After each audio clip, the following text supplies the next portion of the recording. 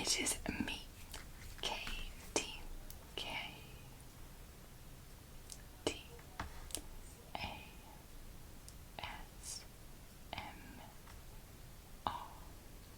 I hope I did that correctly backwards.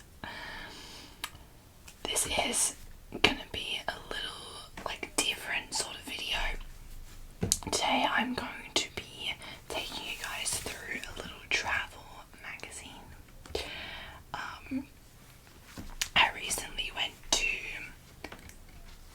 South Australia, and as you can tell, I went to the Eyre Peninsula, which is basically the whole coastal line of South Australia. Not the whole coastal line, but the main coastal line of South Australia. So, we're going to be flicking through this magazine right here.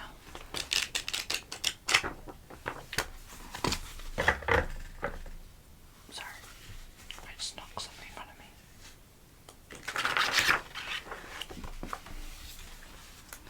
So we're going to be flicking through this little magazine. I'm going to be telling you about some of the things. I might read some of it to you guys. So yeah, let's get started. So, the Eyre Peninsula. This is the Eyre Peninsula. This is a map. So, I went to Port Lincoln. You can't see. I went to Port Lincoln. So, Adelaide is down here. As you can see. Oh, I don't know if you can see.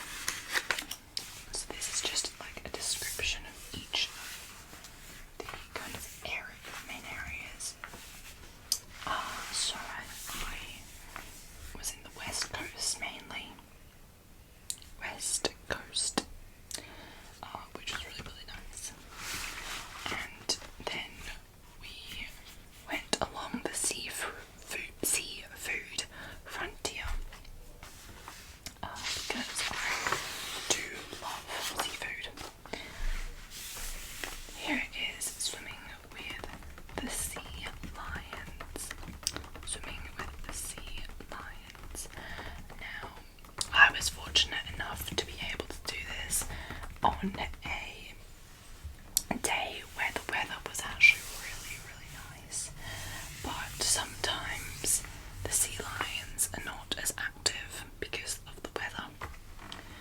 Recently it's been really, really hot over here, so the sea lions aren't as active, but the day that I went, luckily, was not that hot.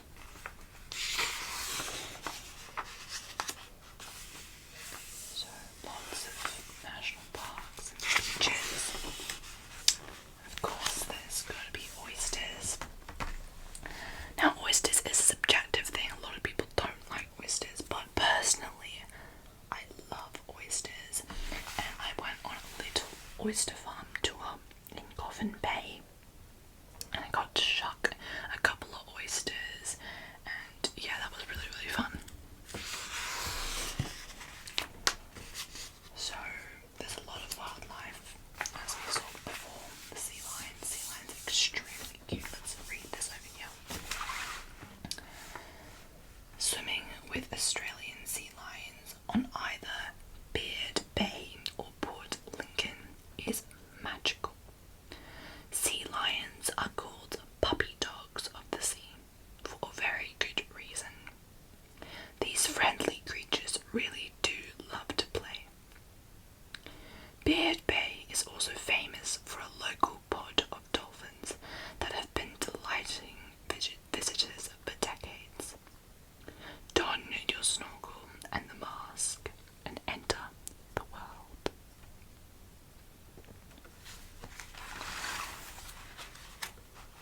There are also some other amazing creatures here.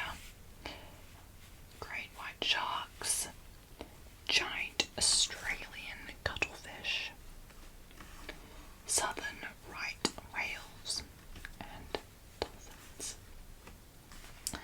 Over here is the great white shark cage diving, and I was able to do that with the Calypso Star charters. Not sponsored, by the way, but that was really, really fun. On the way back from seeing great white sharks, we saw some dolphins, but we didn't swim with them because it wasn't part of the tour, and it was also like almost 9 o'clock at night, so we were all very tired after swimming with seals and sharks. So dolphins were just a nice sighting.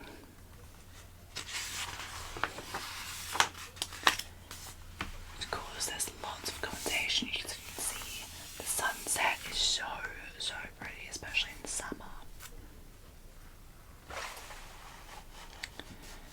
There are lots of different places to stay.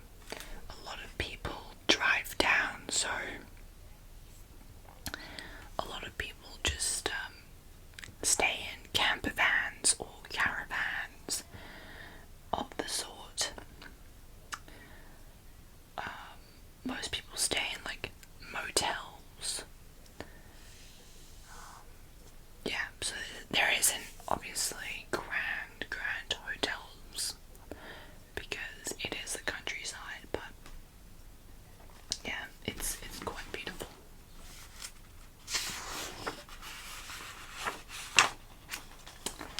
This is a picture of an oyster farm tour. They're really cool. As I said before, when I did that, it was beautiful. It was about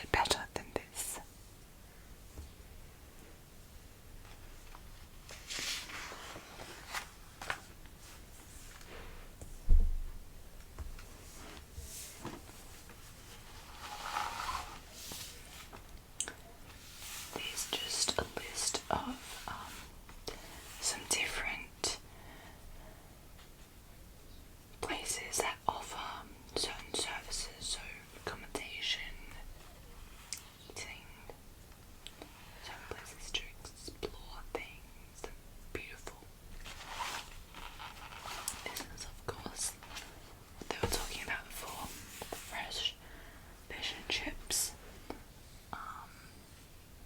I think I actually went to this place. It was quite nice.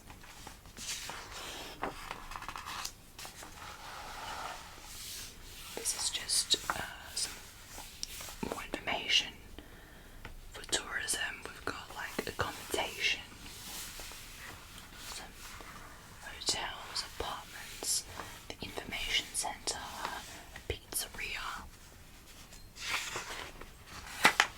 Same over here. This is the shark diving and the swimming with the sea lions. This is the one that I went on. I went on the combo, which meant that we saw sea lions in the morning and then sharks in the afternoon. You can also go on the individual tours. So if you were to go on the individual shark cage diving tour, you would have to arrive there about 6:30 in the morning, which is really early, but thankfully for us, we got there at about 11, and we arrived home though that day at also about 11 o'clock at night.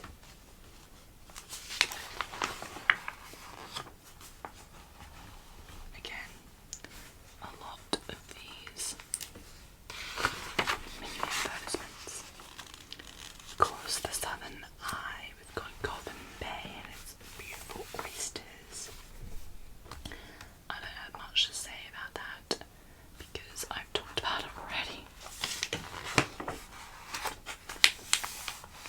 Some things to do, eat and explore.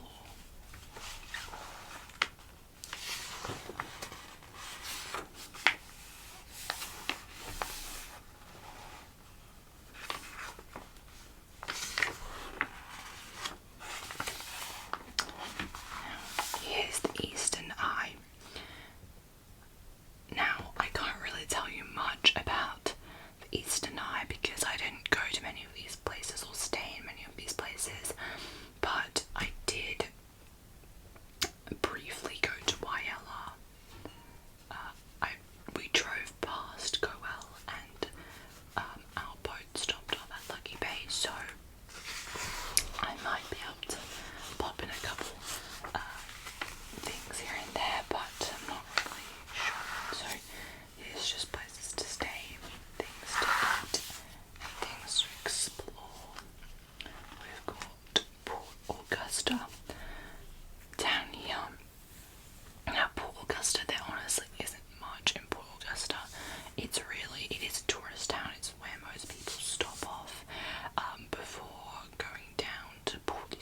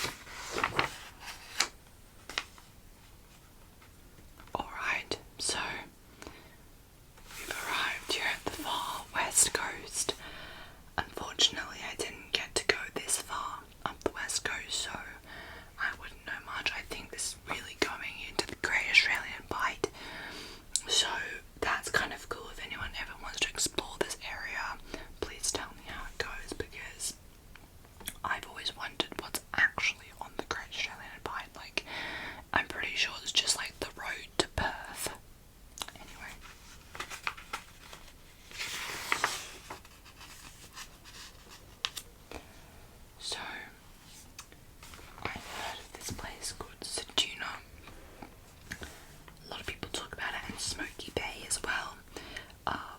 I didn't go up there, but sounds cool. Obviously, they also have oysters. There's oysters almost everywhere, really, which is kind of cool. It's a great thing about the Australian coastline is there's always oysters, unless it's like flooding or something. This looks kind of cool. Atomic bomb testing sites. I don't know if I would want to do that. That sounds kind of dangerous, but looks kind of cool. Ooh, Oyster Fest. That was cool as well.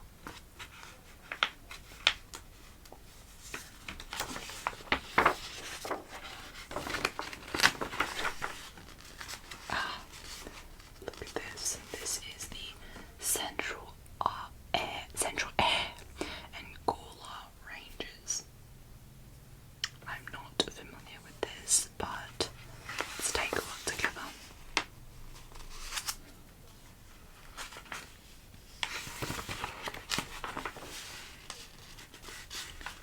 Yeah, I think that's pretty much it. There's a little advertisement for Discover the Eyre Peninsula or Discovery Holiday Parks. They've got one in Port Augusta, one in Streaky Bay, and one in Wyalla. All places that I've went to. Sorry, I hate when this happens to the pages. Alright, so of course they have a page on responsible travel. Looks beautiful. Let me read a few things out. So we've got beach safety, knowing your limits, being aware of rip currents. Yes, that's very important in Australia. Be sensible. Pretty self-explanatory. Boat safety, rock fishing,